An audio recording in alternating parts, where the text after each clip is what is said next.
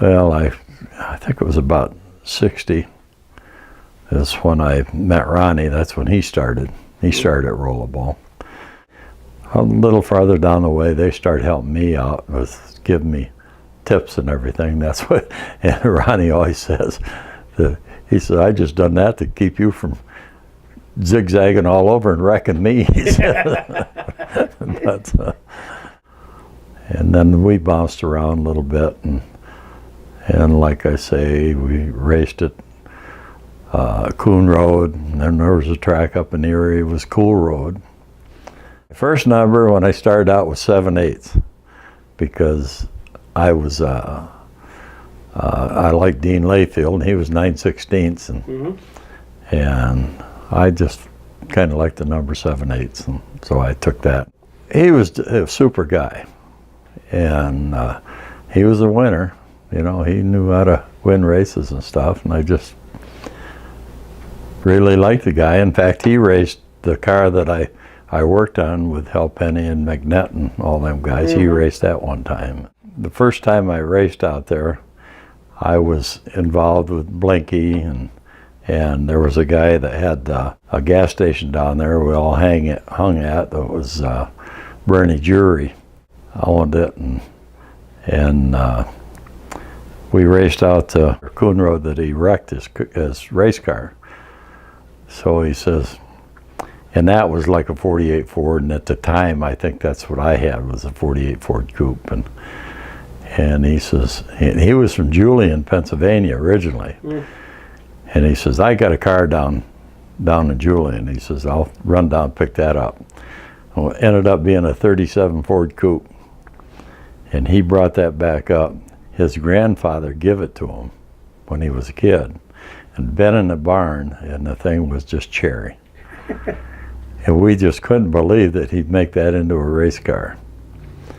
So he started tearing it apart, tore all the upholstery out of it and everything, was tearing the fenders off it and stuff. So he ended up taking it up to Coon Road. We all went up there to race. Well, a 37 Ford had mechanical brakes on it, and they were something else to try to stop. And he come in the corner too fast with the thing and ended up flipping it. Oh, totaled it right out. Just, I mean, it was just a crying shame. And it just wrecked the car, and just for no reason. He quit racing that. I went to Coon Road because Ronnie was, that was the first time he was going there. Right.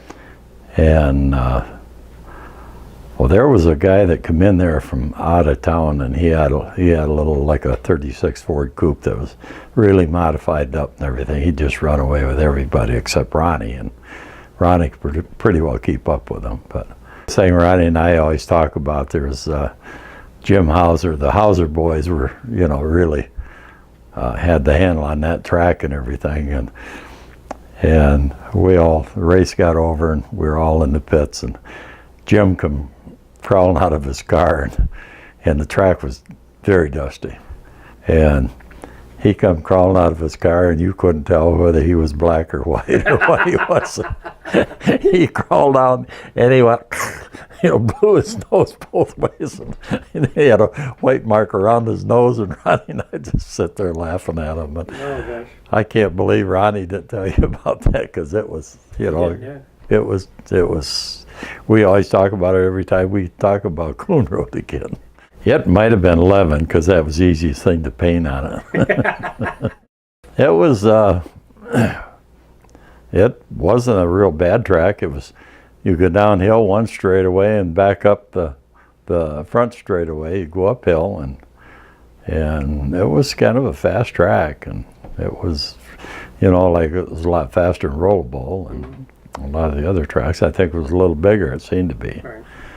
But he really getting tooling on it. But dust was a big problem on it, as much as I remember.